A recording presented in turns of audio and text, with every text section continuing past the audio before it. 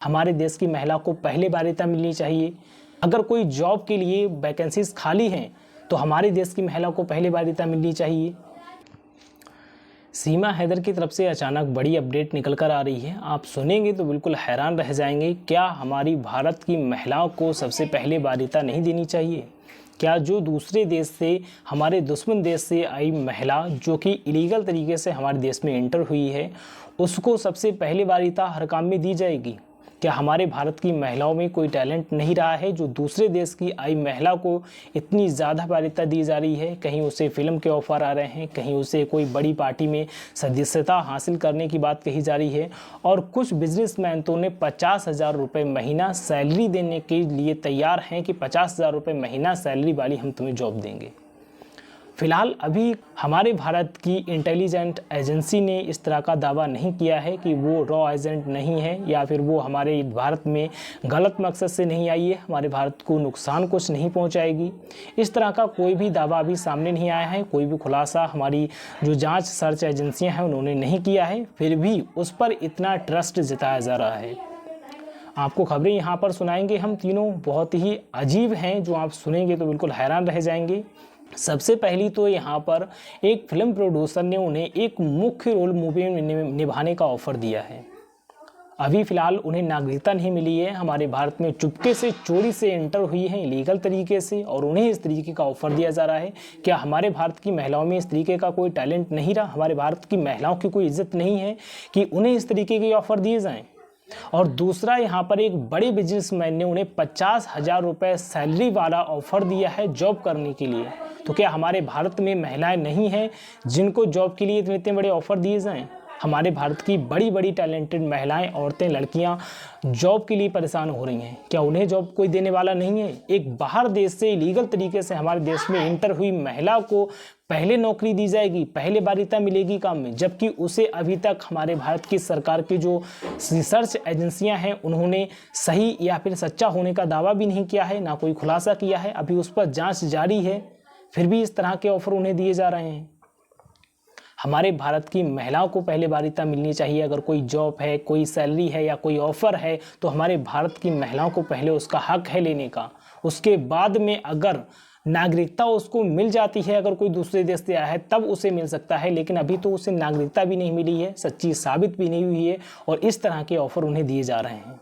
फिलहाल यहाँ पर तीसरी खबर बहुत ही ज़्यादा हैरान कर देने वाली ये है कि एक बीजेपी की पार्टी में भी उन्हें ऑफ़र आया है सदस्यता हासिल करने के लिए। वो बीजेपी पार्टी की तरफ से चुनाव लड़ेंगी। तो क्या आप विदेश से आई एक महिला को, जो कि हमारे दुश्मन देश से आई है, तो क्या आप उन्हें वोट देंगे? आप उनके हवाले करेंगे अपना देश, जो कि दूसरे देश से हमारे देश में इलीगल तरीके से एंटर हुई है, इलीगल तरीके से घुसी है, और वो भी हमारे दुश्मन देश से? क्या हमारे भारत में कोई टैलेंटेड ऐसी महिला नहीं है जो कि चुनाव लड़ सके उस जगह पर? तो इस तरीके के ऑफ़र देना, ये किस तरीके की बातें हैं? क्या दिमाग है और किस तरीके से उन्हें ऑफ़र दिए जा रहे हैं? क्या सोच है?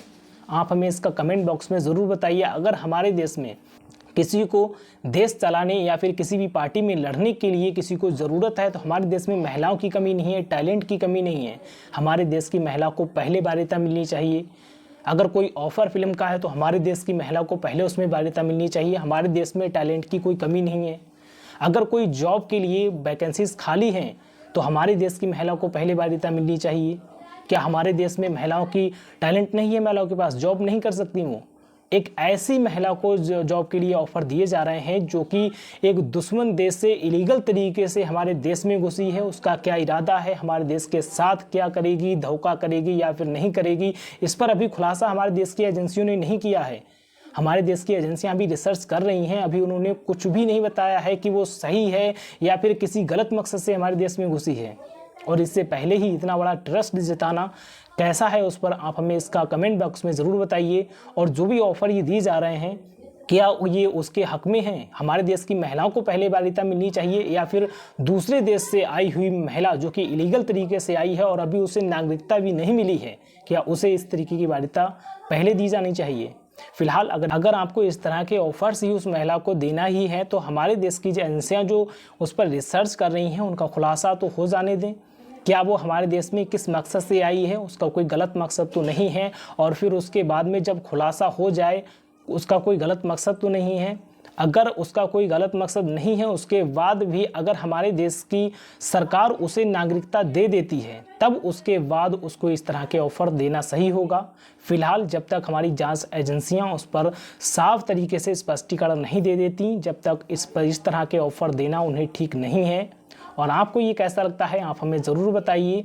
हमारे देश की महिलाओं को सबसे पहले इस तरह के ऑफर्स के लिए वरीयता मिलनी चाहिए, क्योंकि हमारे देश में भी टैलेंट की कोई कमी नहीं है, हमारे देश की महिलाओं में भी बहुत ज़्यादा टैलेंट है।